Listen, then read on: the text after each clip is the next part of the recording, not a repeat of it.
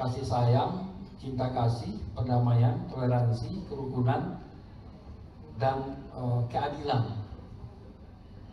Kalau begitu, kenapa masih terjadi konflik-konflik keagamaan? Isu-isu keagamaan yang masih terjadi di Indonesia, seperti misalnya masalah pendirian rumah ibadah, perkawinan antar agama, penyiaran agama, gitu. Tetapi kalau kita mendengarkan apa yang disampaikan oleh para tokoh agama tadi, itu semua menyejukkan, gitu ya. Semua agama mengajarkan kebaikan. Nah, disitulah menurut Pak Suhadi tadi dan juga Romo, perlunya moderasi beragama agar mengembalikan umatnya dalam mengamalkan ajaran agamanya sesuai dengan ajaran yang prinsip dari agama yang bersangkutan. Tadi juga dikatakan bukan agama yang dimoderasi, tetapi cara beragama. Apalagi kita hidup dalam keragaman, beragam budaya, beragam adat istiadat, beragam agama. Dan agama bukan hanya 6 di Indonesia, tetapi bahkan ratusan agama-agama yang ada di masyarakat kita, gitu. Nah, tetapi berdasarkan Undang-Undang Nomor 1 PNPS, 6 agama yang dianut kebanyakan masyarakat Indonesia. Jadi 6 tokoh agama sudah memaparkan nilai-nilai universal di dalam agama masing-masing, dan kalau itu diterapkan, waduh, luar biasa Indonesia, Pak. Kita rukun, kita kuat, kita bersatu, Indonesia ini akan lebih maju dan rakyatnya akan sejahtera. Nah, Bapak Ibu yang kami hormati, tentu dari Bapak-bapak, Ibu-ibu peserta dialog, tentu mungkin ada yang bertanya atau menyampaikan pendapatnya, gitu ya. Tetapi waktunya sekarang ini sudah pukul 10 lebih 20 menit, ya. Padahal pertemuan ini atau dialog ini kita sepakati tadi sampai dengan pukul 11. Ya, kalau begitu, ya masih ada waktu sekitar 40 menit, ya, 40 menit. Ya, mungkin bisa 2 orang saja, ya, atau 3 orang lah. Tadinya saya mau lemparkan 6 orang, gitu ya, karena yang memaparkan ini kan 6 tokoh agama, gitu ya. Tetapi kalau 6 yang memaparkan, yang bertanya atau menyampaikan pendapat, jangan nanti kegiatan kita ini sampai dini hari, gitu ya. Padahal besok kita juga akan, ya, mengikuti kegiatan sampai malam juga, ya, dari siang sampai malam, gitu ya. Nah, kami berikan kesempatan 2 orang dulu lah, ya. Kalau masih ada waktu nanti kita akan beri kesempatan yang lain. Tetapi kalau pas pukul 11, ya, baru selesai jawaban yang dari 2 orang ini, maka terpaksa kita tutup, gitu ya. Dan pertanyaan-pertanyaan bisa disampaikan secara tertulis. Silakan Bapak-bapak dan Ibu-ibu, kita berikan kesempatan 2 orang untuk menyampaikan apakah pertanyaan atau masukan atau respon atau tanggapan. Silakan, mungkin bisa dibantu panitia untuk memberikan mic. Ada? Atau pas? Ini Bapak, tolong sebutkan nama dan asal. Cek. Terima kasih. Kami langsung tanggapi dan paham dengan apa yang disampaikan oleh para pemateri, sangat bagus sekali. Nama kami sering disebut di desa yang kami tempat tinggal, Ustadz Dipterandes Ramin Purmudoyo.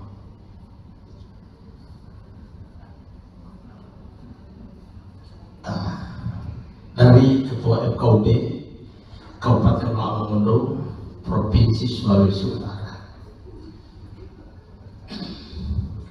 Dalam materi yang telah disampaikan oleh tokoh-tokoh agama yang mulia yang dari pusat, kita bahas materi cukup menarik, yang intinya dilatar belakangi dengan penguatan moderasi beragama. Semua suka, dan suka atau tidak suka, moderasi beragama telah jalan di tingkat leluhur dan kita sudah praktikkan semua.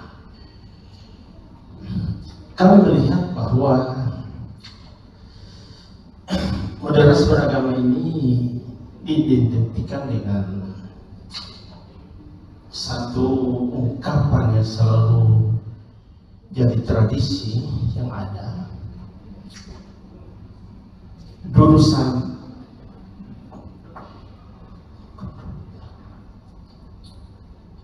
sama rendah, berdiri sama tinggi, melangkah sama langkah sambil berpegangan tangan. Ini kita mungkin baru tahapan dari duduk sama rendah, berdiri sama tinggi, tetapi melangkah belum sama, belum seirama, sampai belum berpegangan tangan. Ya, terima kasih dari pemberi materi dari Agama Buddha sampai berdiri dan melangkah seperti syaratnya. Potensi konflik itu sering terjadi di masyarakat, tapi dengan moderasi beragama tinggal para pemikir-pemikir yang di pusat ini mencari satu metode bagaimana cara mendeteksi potensi dini konflik itu sendiri. Kami di Sulawesi Utara mungkin dari satu contoh yang hebat sekali, sudah dicanangkan satu kota Tomohon menjadi satu kota yang toleran nomor 1 di Indonesia. Dan tradisi ini dari desa kami, kabupaten kami itu ada satu tempat oleh Pemda di Sulawesi Utara ini, 3 rumah ibadah dibangun oleh Pemda, satu lokasi. Masjid, pura, dan gereja. Sampai Bupati sampaikan kalau ada agama hidup, kita akan dirikan di sini rumah ibadah mereka. Ada konsumsi silakan. Itu dari dana APBD. Jadi kelihatannya bahwa kita di Sulawesi Utara ini nyaman. Jadi negara di daerah-daerah lain yang memang kelihatan ada potensi konflik, datanglah ke Sulawesi Utara, bahwa disinilah paling nyaman. Sudah berjalan dengan baik moderasi beragama, tinggal mungkin praktiknya masih duduk, berdiri, tapi belum melangkah. Dari sisi langkah kita ini, dari sisi teori pemahaman kita kepada masing-masing agama ini harus dikedepankan. Satu polemik yang terjadi, ini insan-insan yang berpindah-pindah agama sering tidak setuju lagi dengan ajaran agama yang dia tinggalkan, dan itu yang selalu ada di media sosial, selalu muncul, dan ini jadi pemicu dari kalangan milenial itu sering terpancing dengan itu. Yang kedua, saya melihat masalah berapa? Ya, dari sisi umur ini Islam sekian 1000 tahun lebih, yang lain 2000 lebih dan sebagainya. Ini saya lihat seperti kakak beradik. Seandainya saat satu agama masih memunculkan bentuk-bentuk konflik itu, anggaplah itu cengeng, rewel. Jadi yang kakak membimbing, dan tidak selamanya juga yang adik itu tidak belum paham dengan apa yang dia amati dan dia praktikkan. Mungkin itu intinya, dan yang jelas sudah puas kami dengan materi yang diberikan oleh tokoh agama lintas agama yang ada. Terima kasih. Wassalamualaikum warahmatullahi wabarakatuh. Kami ada kekhawatiran barangkali intern agama itu sendiri yang ada diusirkan ke dalamnya, yang harus diwaspadai. Misalnya beberapa bulan yang lalu tentang status Ahmadiyah, ya, terjadi pembakaran masjid. Bagaimana sikap pemerintah itu? Apakah Ahmadiyah itu sudah dinyatakan keluar dari Islam atau masih Islam itu sendiri, sehingga masa yang diartikan membakar masjid, dan masjid itu adalah milik umat Islam, rumah ibadah itu. Yang kedua, terkait dengan peran kepala daerah terhadap pemahaman dan pelaksanaan PBM di tingkat daerah, kayaknya masih tidak semua sama memahaminya. Bukti dalam hal pendanaan itu ada beberapa kabupaten kota yang kurang peduli, padahal tadi dikatakan bahwa rukun itu mahal ya. Nah, karena itu bagaimana mensosialisasikan agar peran kepala daerah itu paling tidak ada standarnya di tiap kabupaten kota di seluruh Indonesia, tentu adalah isyarat dari Kementerian Agama di tingkat pusat. Terima kasih. Assalamualaikum warahmatullahi wabarakatuh. Waalaikumsalam warahmatullahi wabarakatuh. Terima kasih. Silakan Pak Kiai. Baik, memang untuk Ahmadiyah ini diperdebatkan oleh para ulama di Indonesia, terutama oleh kawan-kawan di MUI. Sesungguhnya juga NU walaupun tidak tegas itu juga mengatakan bahwa mereka sesungguhnya sesat gitu. Hanya tidak ada dokumen tertulis dari NU, yang ada MUI. Apapun keputusan pandangan mayoritas itu seharusnya tidak boleh melakukan kekerasan, tidak boleh melakukan intoleransi, tidak boleh mencabut hak-hak dia sebagai warga negara. Nah, disinilah sesungguhnya yang harus dimoderasi itu, bahwa mengatakan sesat kepada kelompok yang memang diyakini dia berada di luar prinsip-prinsip ajaran agama, itu adalah suatu kewajiban, suatu dakwah. Tetapi melakukan kekerasan, membakar masjid misalnya, dan mencabut hak-hak dia sebagai warga negara, itu adalah, atau bermain hukum hakim sendiri, itu adalah pelanggaran terhadap konstitusi. Nah, saya kira tadi kalau menurut Romo tadi yang saya lupa namanya, maaf Romo, kemarin sempat ketemu di Jakarta yang bersengkong hari ini, lupa saya. Beliau mengatakan bahwa salah satu moderasi beragama itu adalah cinta konstitusi, cinta NKRI.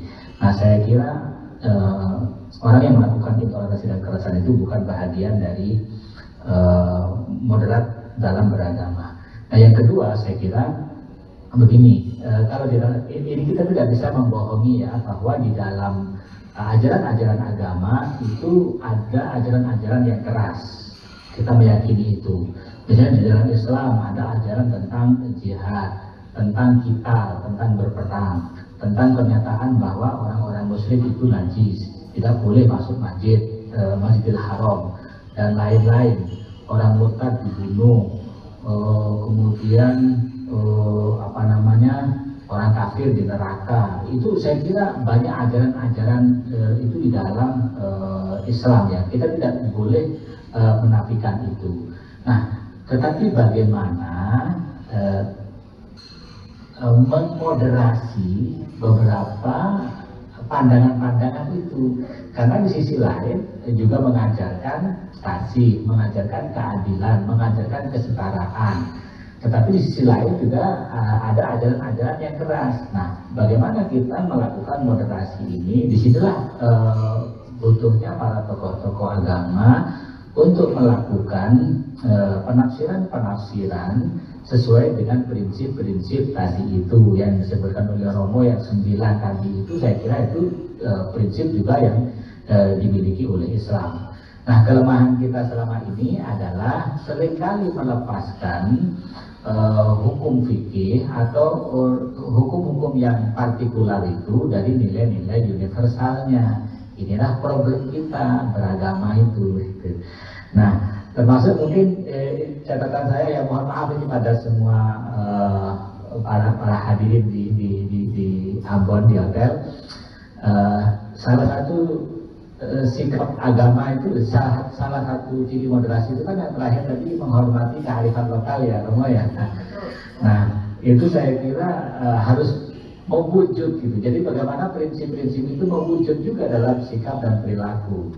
Nah saya melihat misalnya kawan-kawan aliran kepercayaan dan agama luhur ini kan orang-orang yang juga berpijak pada tradisi.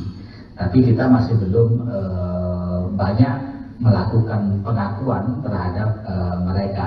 Nah saya kira ini juga PR kita ya, bagaimana nilai-nilai universal itu kita jabarkan di dalam perilaku dan berbangsa dan bernegara kita. Saya kira itu, mohon maaf sekali lagi. Baik, terima kasih Pak Kiai. Selanjutnya ini juga ditanyakan tadi kok apa yang dipaparkan tadi semuanya nilai kebaikan. Padahal permasalahan-permasalahan di lapangan itu hampir di setiap provinsi selalu muncul. Hanya bedanya tinggi rendahnya permasalahan itu. Gitu ya. Kalau dari sisi Kristen, ya Bu Kristen, apa permasalahan-permasalahan yang dihadapi baik internal maupun eksternal kekristenan gitu ya. Kan ada juga itu kita mendengar terkait dengan aliran gitu ya, atau cabang-cabang gitu ya, atau apa istilahnya Bu? Denominasi ya, denominasi. Kira-kira apa tantangannya Bu? Tadi kan yang dimunculkan hanya kebaikan saja, nilai-nilai universal saja. Silakan Bu. Baik Pak. Saya kira tantangan internal juga ada di mana-mana ya, kan itu akan ada. Apabila, walaupun kita berkata bahwa apabila umat Kristen mengembangkan, mengajarkan dan melestarikan kesamaan nilai-nilai universal sebagai titik temu, maka sejatinya tindak intoleran dan ekstremisme pasti tidak akan mendapat tempat di tanah air tercinta kita ini. Tetapi ya tantangannya ada pada kesungguhan memelihara dan melestarikannya, atau pada pengungkapannya yang secara berbeda-beda. Misalnya sebagai contoh, mungkin akan sulit apabila tadi mengembangkan salah satu nilai universal dalam kekristenan, yaitu cinta kasih dan bela rasa. Sementara di tengah-tengah keadaan, misalnya di tengah-tengah keadaan yang tertekan atau termarginal seperti itu, sehingga terkadang pengungkapannya mungkin dalam bentuk-bentuk yang berbeda-beda. Atau misalnya contoh tantangan yang lain, ketika berbeda denominasi. Saya bahkan sempat dalam masa studi di Fakultas Teologi itu juga, ketika menjadi mahasiswa teologi, Fakultas Teologi begitu mudahnya menganggap si denominasi ini sekte, yang itu bidang, ini apa, seperti itu ya. Belakangan pada akhirnya ketika mengenal gerakan ekumene yang seperti kami di PGI melihatnya sebagai gerakan ekumene itu, maka tidak lagi ada istilah-istilah itu ketika ada penghargaan terhadap sesama walaupun denominasi yang berbeda. Ada contoh-contoh yang banyak kali misalnya menjadi tantangan, misalnya ada satu aliran atau denominasi yang baru, lalu mulai memunculkan hal-hal yang sebenarnya sudah selesai, yaitu doktrin selesai, yang masing-masing punya tiap-tiap. Tapi lalu juga tantangan internalnya adalah mengapa diterima dalam kebersamaan kelompok ekonomi. Padahal kelompok ini mengkhianati kekristenan, Kristen tapi mengkhianati kekristenan, misalnya sebagai contoh. Dan kembali lagi ke nilai-nilai universal tadi, saling menghargai. Siapa yang berhak menyebut dirinya Kristen? Seperti itu. Apakah ada sekelompok orang yang lebih berhak? Tidak, sama-sama berhak dan lain-lain sebagainya. Kembali lagi ke nilai-nilai universal, yaitu respect, bela rasa, kerukunan, penghargaan, dan banyak lagi yang kita dapati di dalam keteladanan yang disaksikan secara terbuka di dalam Alkitab. Ada penghargaan, ada kasih persaudaraan.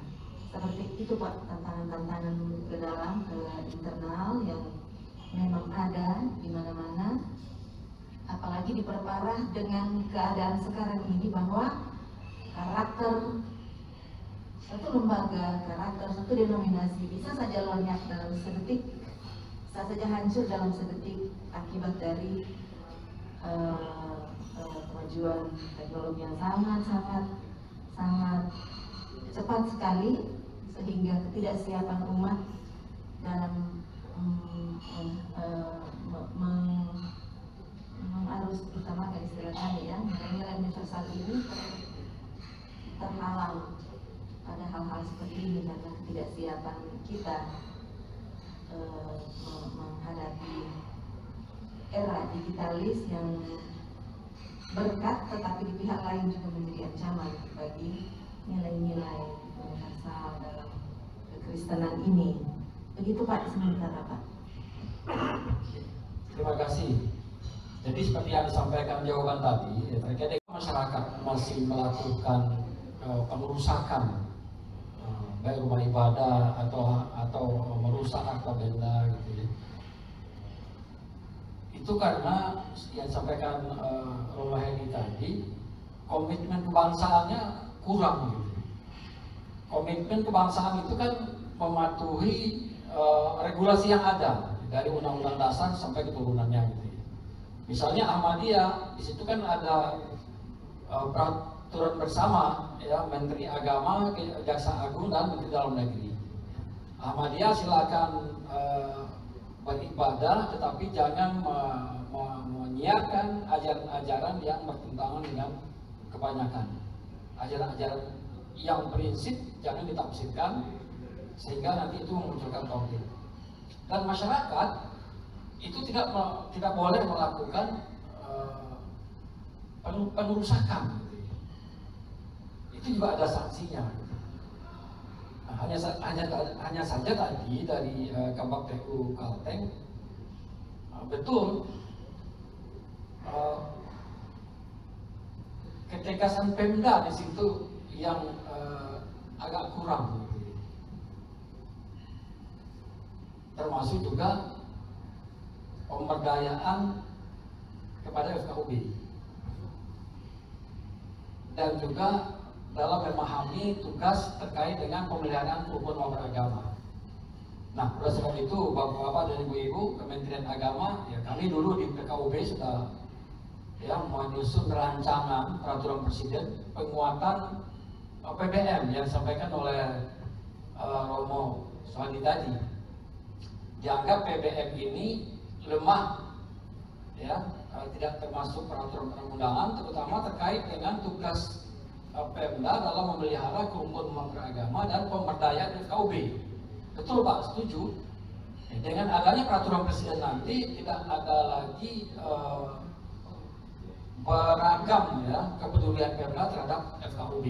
Jadi nanti untuk anggaran FKUB itu ada standarnya yang harus dipatuhi oleh pemerintah dan pemerintah daerah. Ya, tadi disampaikan ya oleh Romo ada 9 ya yang sangat terkait dengan moderasi beragama. Kalau indikator moderasi beragama itu sendiri ada 4 gitu ya. Komitmen kebangsaan, toleransi, anti kekerasan, penerimaan terhadap budaya lokal. Kalau 4 hal itu ya, itu bisa menilai orang itu moderat tidak dalam beragama. Nah, kalau dia melanggar aturan-aturan yang ada, dan tidak mengakui pemerintah yang terpilih sesuai dengan konstitusi, itu berarti dia tidak moderat dalam beragama. Ada indikatornya seperti itu. Kalau dia dalam menyelesaikan sesuatu itu dengan kekerasan, berarti dia tidak moderat dalam beragama. Orang yang moderat dalam beragama itu kalau ada permasalahan diselesaikan secara musyawarah, duduk bersama, jalin komunikasi. Kemudian dia toleransi, saling menghargai, saling menghormati, menghargai kesetaraan dalam pengamalan ajaran agama. Kemudian dia menerima terhadap budaya-budaya lokal.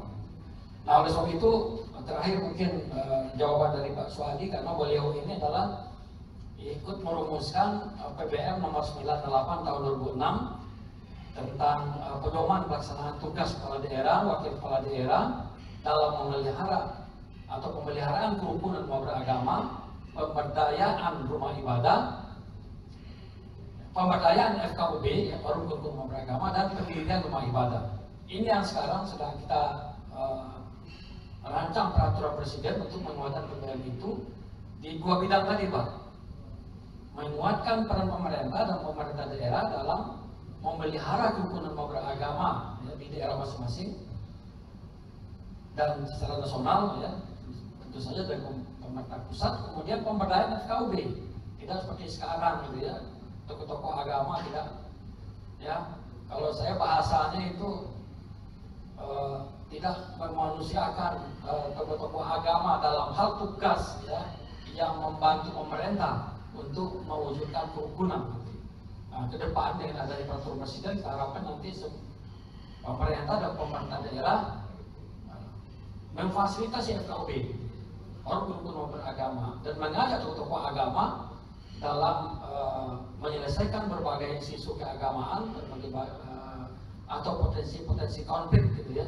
Termasuk juga nanti Kementerian Agama sendiri juga akan membuat sistem deteksi dini ya, isu-isu keagamaan, sehingga nanti apapun yang terjadi di lapangan itu informasinya cepat. Setelah mendapatkan informasi, baru kita serahkan ke tokoh agama supaya FKUB, Kementerian Agama, Pemda duduk bersama untuk menyelesaikan permasalahan-permasalahan atau potensi konflik yang akan terjadi. Silakan Pak disampaikan terkait dengan pemberdayaan atau kepedulian Pemda ya, terhadap pemeliharaan kerukunan beragama dan pemberdayaan FKUB.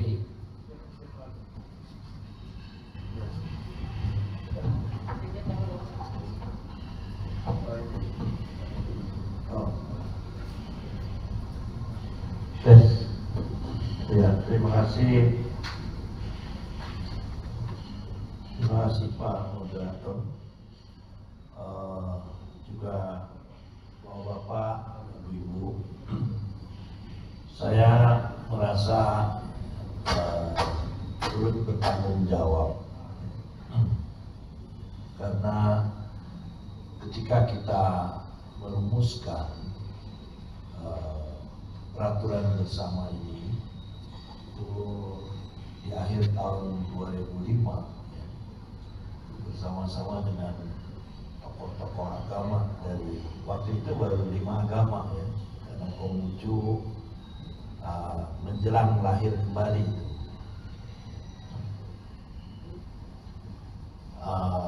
Waktu itu dari Islam ada Pak Kiai Haji Ma'ruf Amin, ya, ada Pak Jaidan Jauhari, kemudian dari Kristen, dari Katolik ada yang jadi salah satu hakim agung di Mahkamah Konstitusi, Ibu Maria. Saya mewakili Buddha bersama Pak Sucipto. Nah, Bapak, Ibu-Ibu, waktu itu kami sepakat ya, bahwa agama ini merupakan sebuah kehadiran yang harus bisa menyelesaikan masalah. Nah, oleh karena itu, begitu juga ketika menyepakati adanya sebuah forum kerukunan umat beragama, itu adalah kesepakatan bahwa kita membutuhkan satu wadah. Dan sebetulnya wadah ini juga bukan jadi tujuan, Dan wadah ini juga tujuannya itu bukan rekomendasi untuk membangun rumah ibadah, ya, karena membangun rumah ibadah itu sudah diberikan sebuah kesepakatan bahwa itu adalah kebutuhan yang mendasar, kebutuhan yang nyata dan sungguh-sungguh.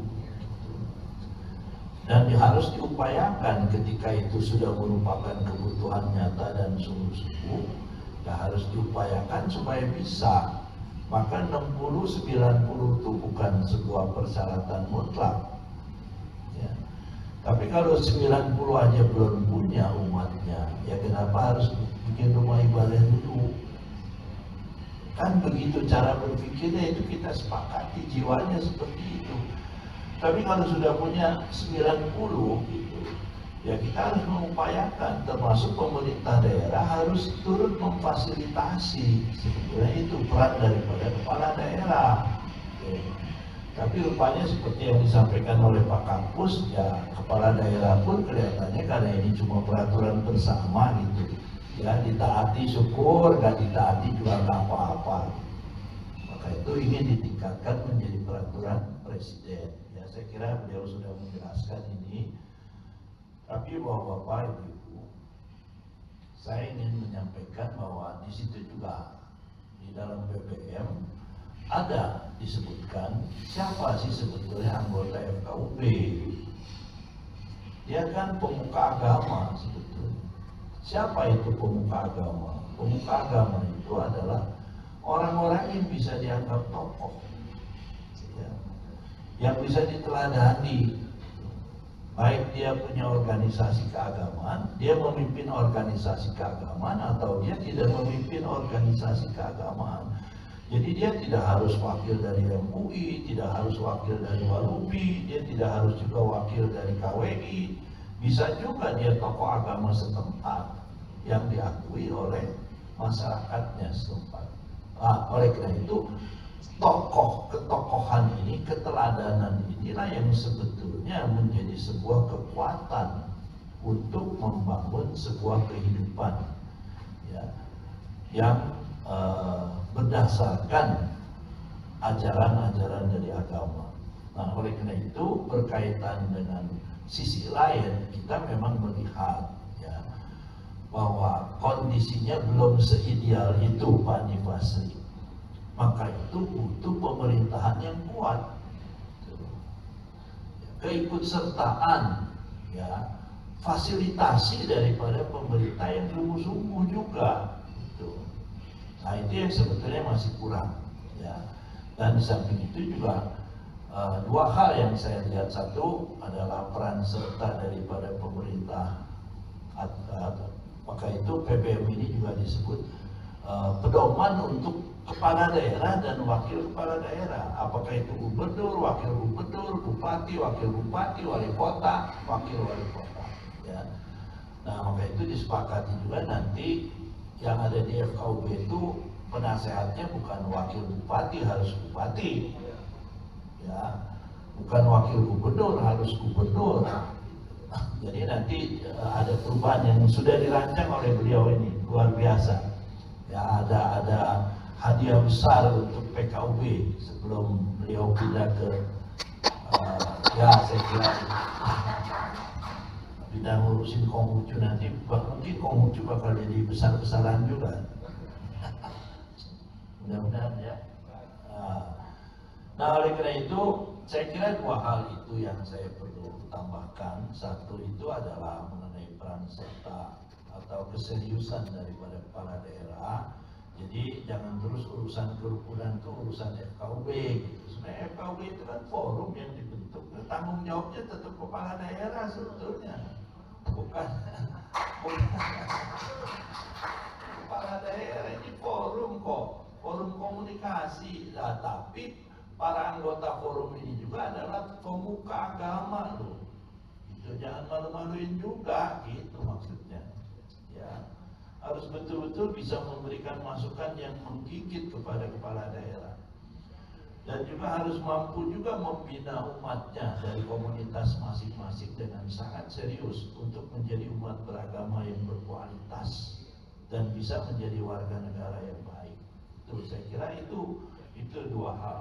Nah, kemudian ada tadi satu juga Pak Kapus dari penanya yang pertama mengenai masalah apa namanya itu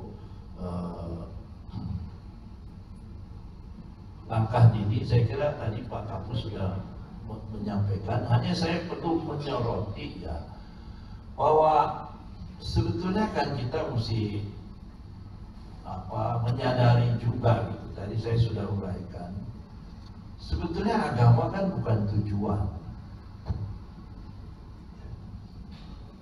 tapi tujuan kita itu kan adalah ingin membahagiakan diri kita dengan membahagiakan orang lain. Karena kita mampu membahagiakan orang lain, kita jadi ikut bahagia kan gitu. Tadi Hindu juga bilang begitu, ya Buddha juga begitu. Apalagi tadi saya dengan uraian Pak Kiai dari Surabaya itu, wah luar biasa ini.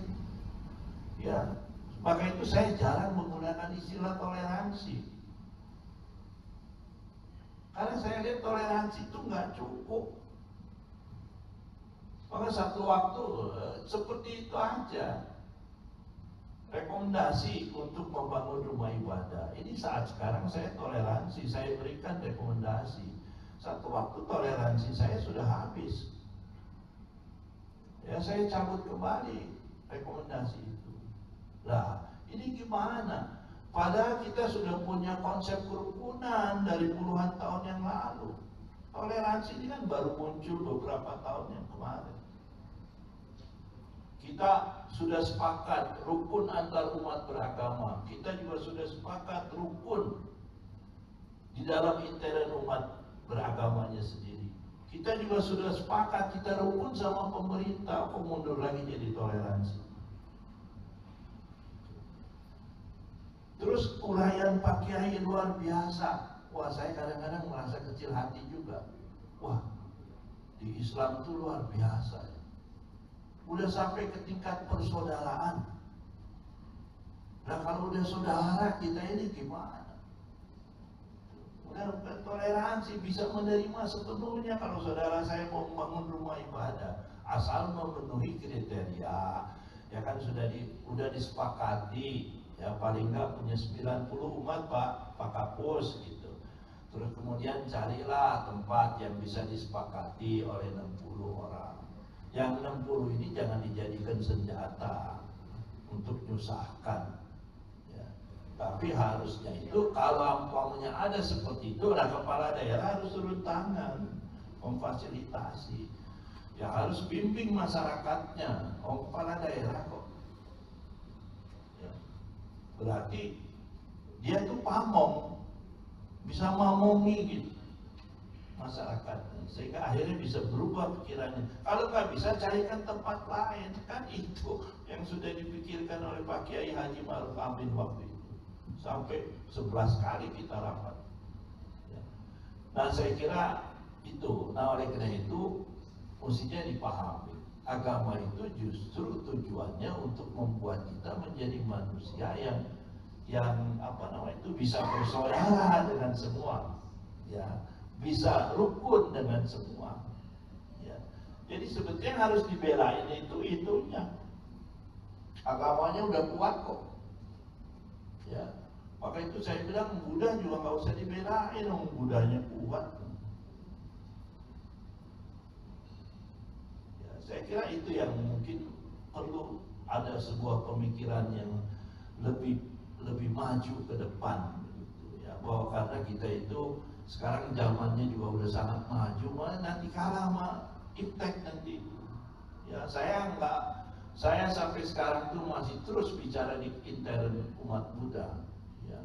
Agama sampai kapanpun masih dibutuhkan.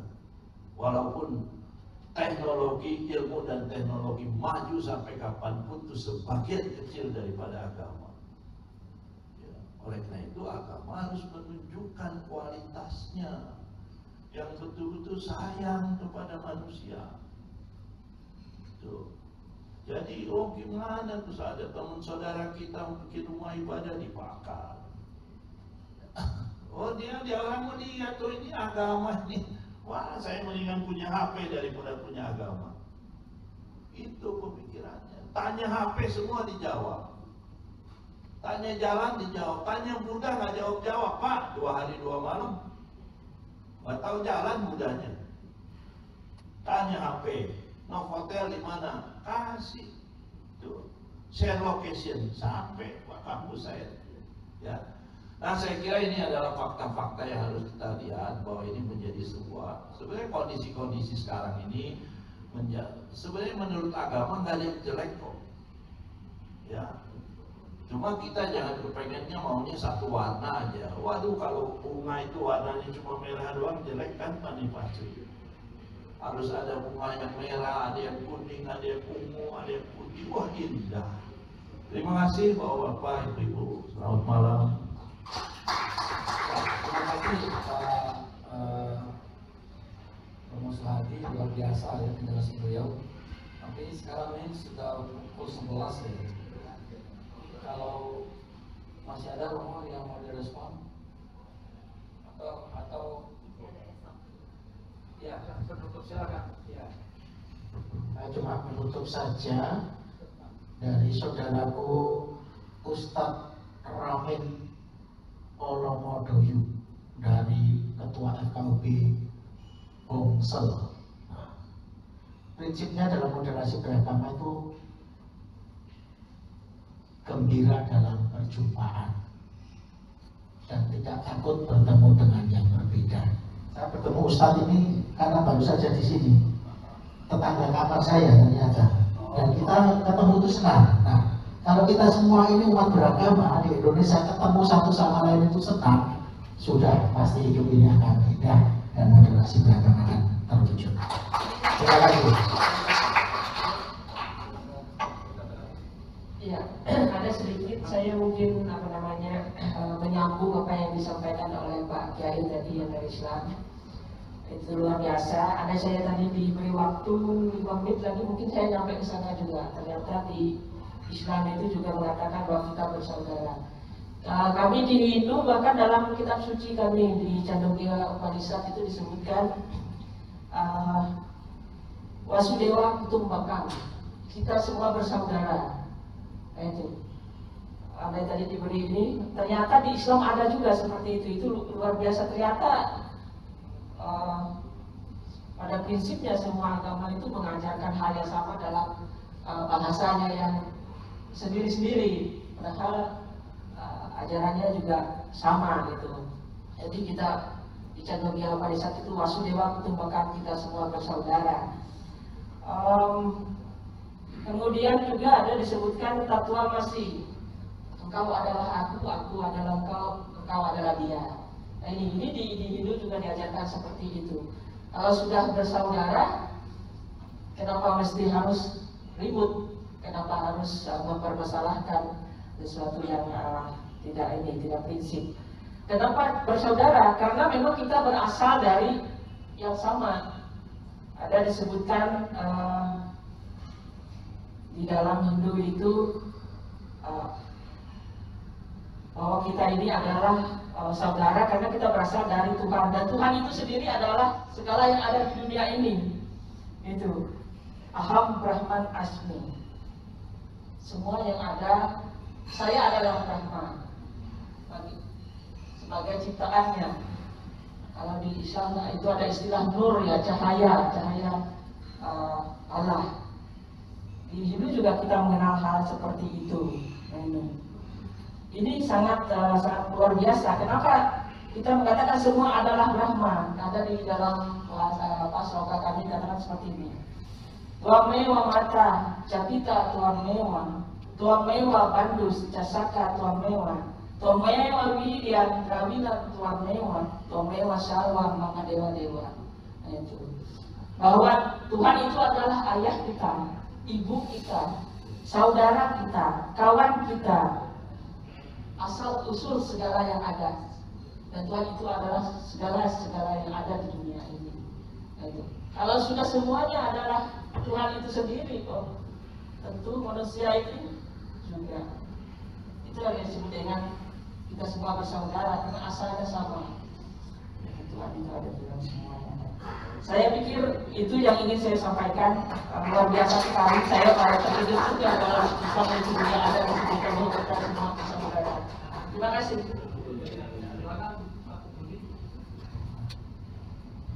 Baik, terima kasih. Saya harus bertoleransi dengan kondisi Bapak sekalian yang sudah lelah, jadi saya tidak akan berpanjang lebar. Closing statement saya adalah bahwa jangan pernah lelah mencintai negeri kita, dan moderasi harus selalu kita biarkan.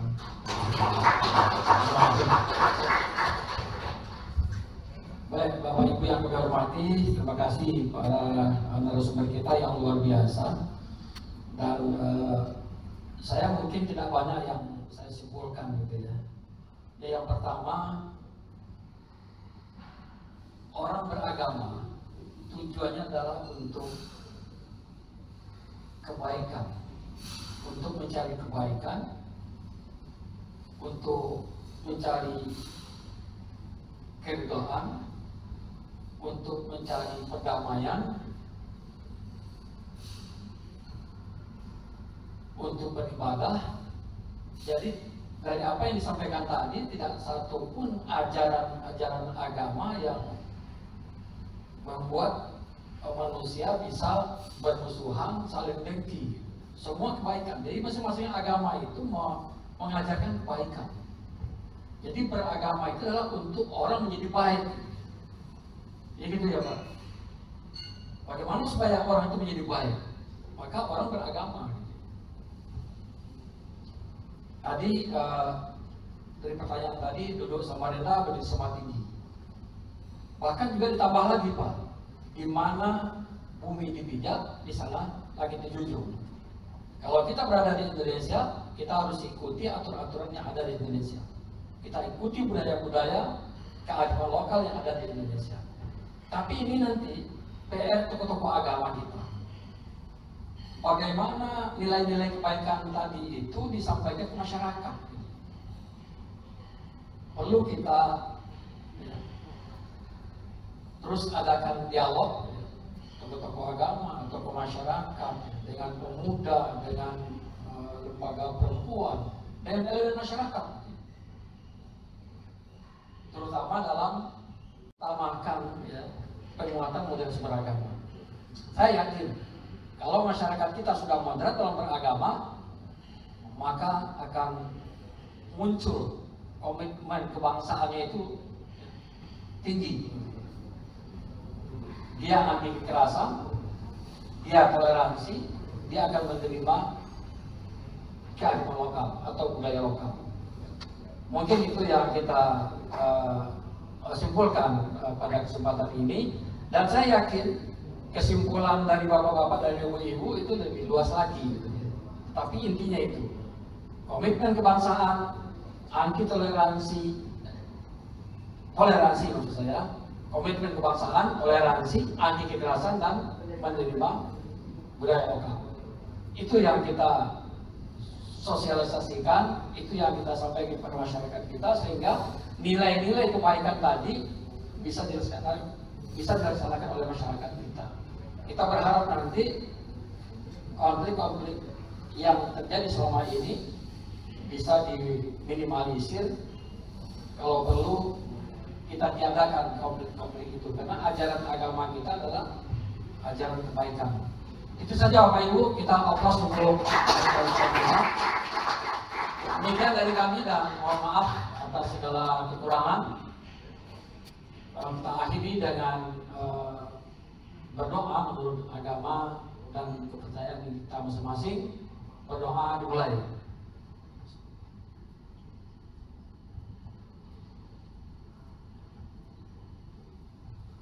Demikian, Assalamualaikum warahmatullahi wabarakatuh. Selamat malam dan salam sejahtera bagi kita semua.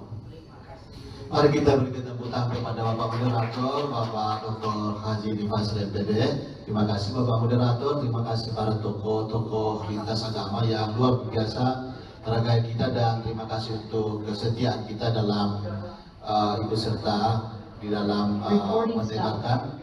Dan kita besok Ibu Bapak sekalian untuk mengingatkan saja pagi sampai siang, setelah makan siang baru kita akan berkumpul di ruangan yang